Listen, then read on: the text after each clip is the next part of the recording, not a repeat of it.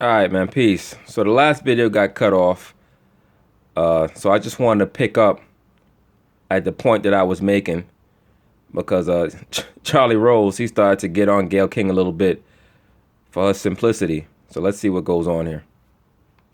That leaves open the question of what is it they differ on, and where do you think she is? She is not going to share that information with me anyway. She's not sharing that information. But Yeah, because you couldn't ask the right questions to get her to share it. You couldn't pin her down.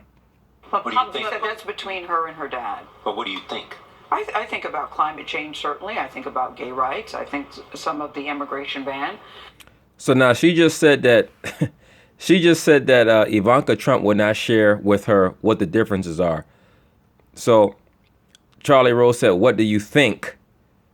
She was supposed to come back and say, "Well, I'm really not at liberty to fabricate because she couldn't she wouldn't crack. I couldn't crack her, so I can't just sit here and make stuff up."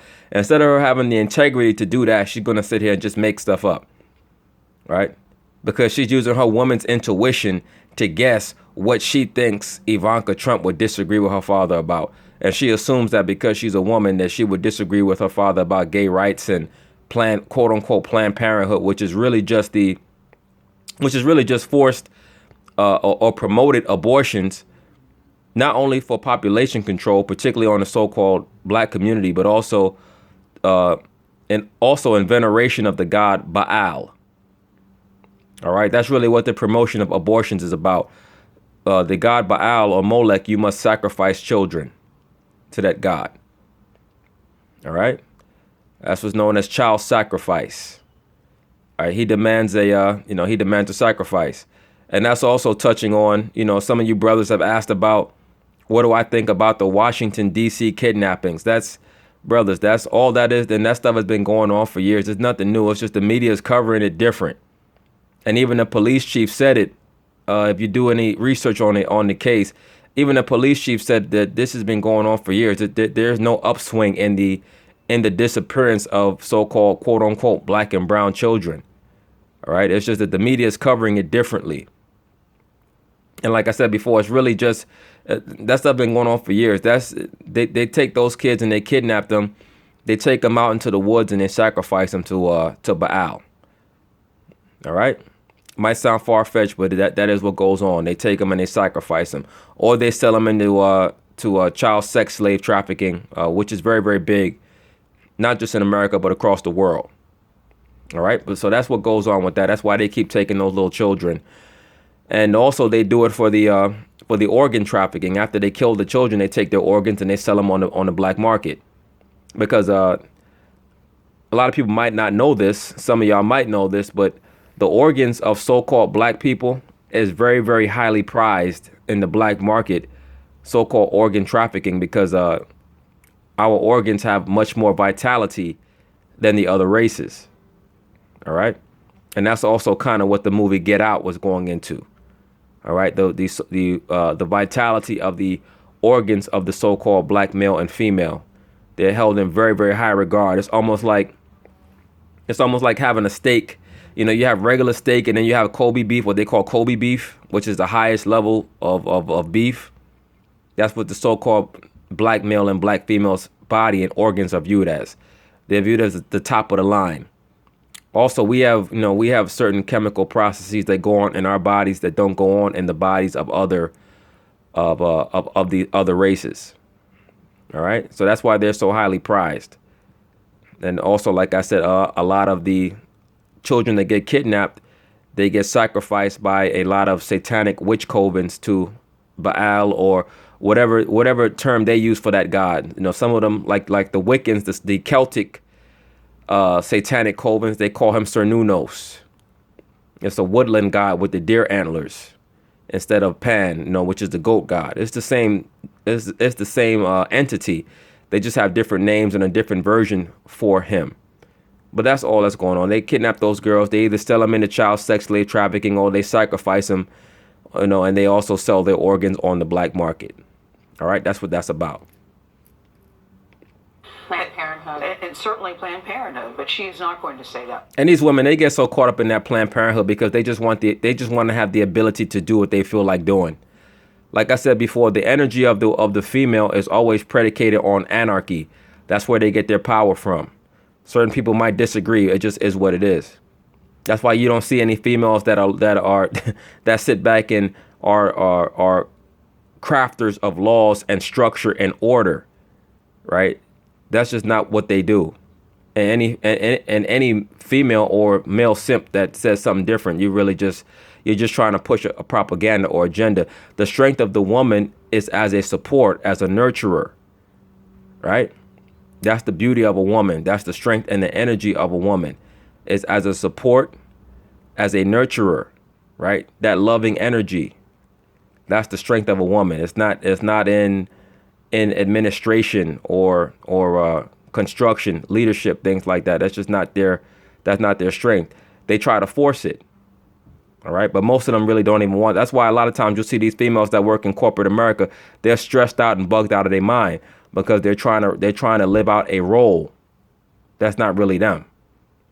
That publicly. And she says, I can be very effective. After all, she can walk into the Oval Office and say, Dad, Mr. President, I think you're blah, blah, blah, blah, blah.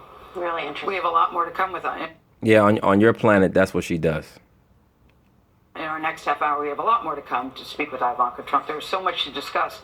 It was very hard to get it all in 20 minutes. She defends her husband and all of the roles he has in the White House. Plus, yeah, he has a lot of roles in the White House. Like I said, in my opinion, he's a plant. That's his role. In every administration, you have a person or people who are there to make sure that the interests of the international bankers are initiated, are enacted, are kept going. In my opinion, that is his role. House Plus, she responds to criticism that she is complicit in the new president's agenda. And she answers Why wouldn't she be complicit in his agenda? She's part of his staff.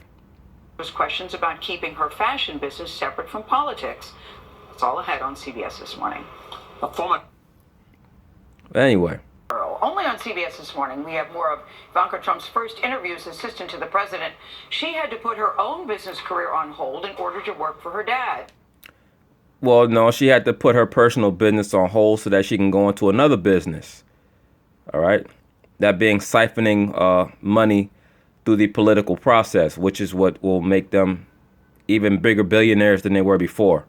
Like I said, all of these so-called top-level politicians, they're billionaires. They just don't tell you that. All right. They understand how the money system works. They go along with the international bankers. They go along to get along, and they get compensated very handsomely. Dad. Plus, war is big business. War is big business. So did her husband, Jared Kushner, a White House senior advisor. A White House, Jared Kushner, a White House senior advisor, and a scion of a multi-billion-dollar real estate empire, as well as being connected with international bankers. So we asked her about the challenge of separating from their corporate interests and how their new public role is working out. People are fascinated, very fascinated by you and Jared. Particularly now, fascinated by the role that Jared is playing. He seems to be doing a lot. Let's talk about... He's not doing a lot. He's doing what he's told. He's doing his job. His job is to make sure that her father does his job. All right. His job is to watch his father, watch her father, and make sure that Donald Trump stays on the course. Like I said before, the reason why the mainstream media and both parties in Congress are coming against Trump and shutting down a lot of his proposals is because it's very clear that he is not walking the line. All right.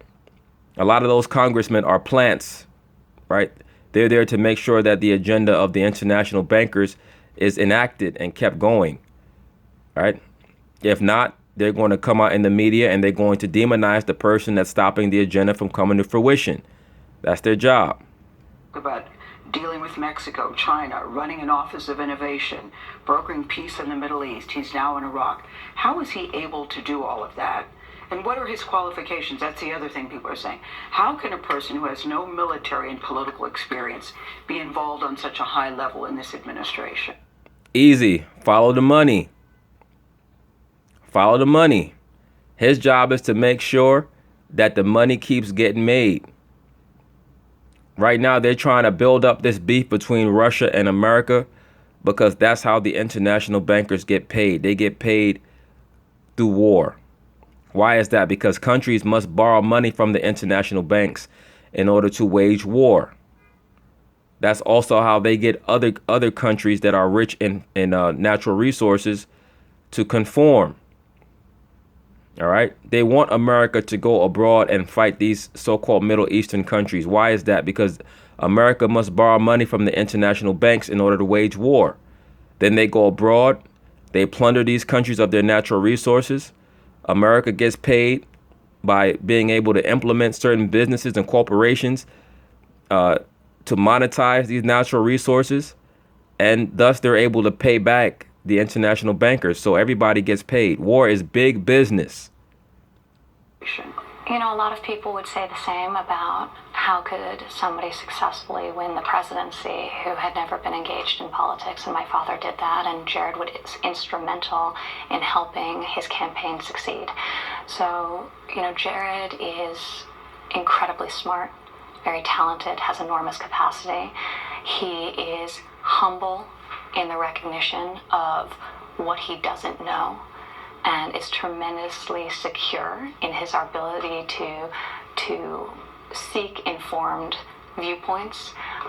He has an amazing team that my father has built at the White House and that he's built that's helping work on each of these initiatives. Yeah, look, I'm not really paying much attention to what Ivanka's saying right now. Like I said, she's the MK Ultra monarch child. She's a beta program sex slave. All right, allegedly, and I'll leave it at that. Now, all that stuff that she's saying about her husband. Look at this still photo. Look at how he's looking at Trump. Look at this.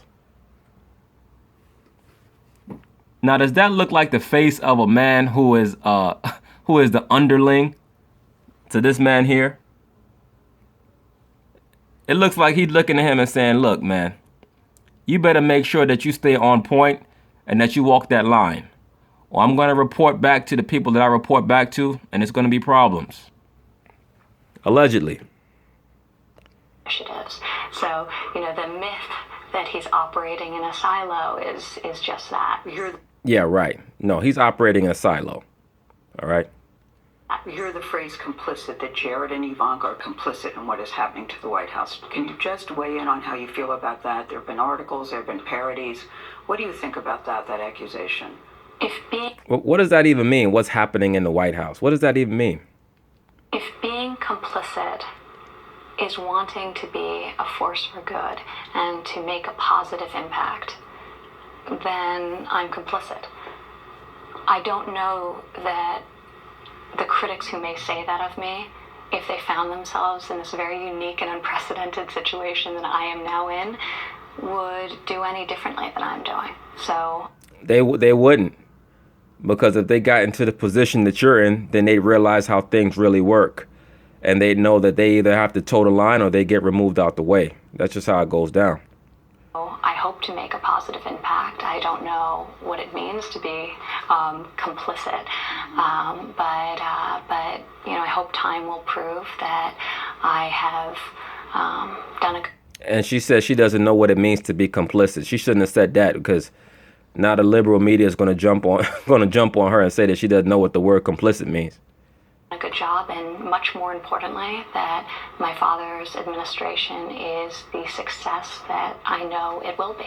When we talk about the Ivanka Trump brand, you are no longer running the day-to-day. No, I'm no longer. What have you done with your business? I have no involvement with any of it, and I felt like proximity to my father and to the White House, and with my husband taking such an influential role in the administration, I didn't want to also be running a business.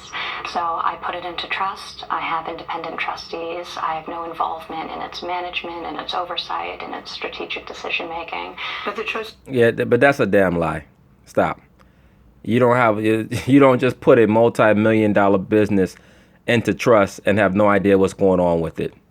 All right, you're kept in the loop in what's going on with your business, because you're going to reassume leadership of it, and you're going to recommandeer it once you leave the so-called White House in most likely 8 years.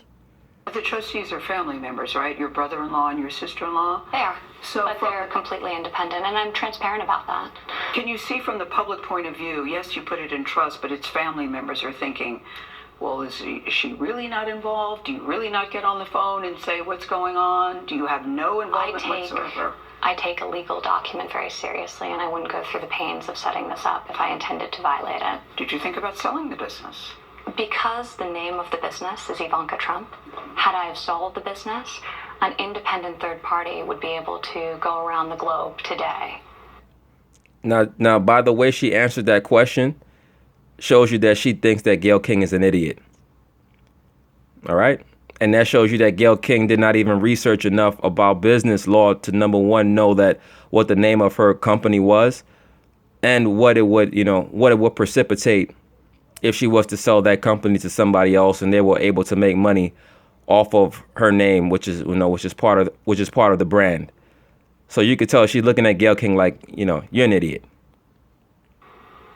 Licensing and leveraging the name of the 45th president of the United States of America, completely unfettered. Because I think the big concern people that I keep hearing out there is... You're not hearing it. You're making that up. That's why you say you keep hearing it out there. You're lying. But anyway.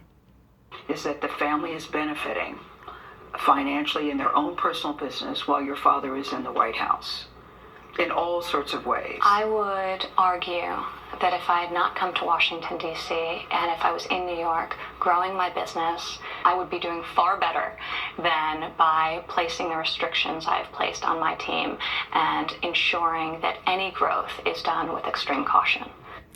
Checkmate. Basically, she's saying if I wanted to make money off of the name, why would I come to Washington? I could have just stayed where I was at and just made money off of the fact that my father was president, you idiot.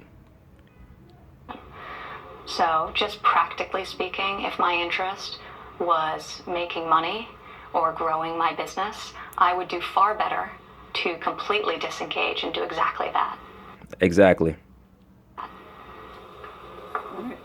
Some people say, well, I hadn't thought about it that way. Yeah. No, you saying that because you're an idiot. You thought that you were going to trap her with that with that simple-minded question, and she made you look like a fool.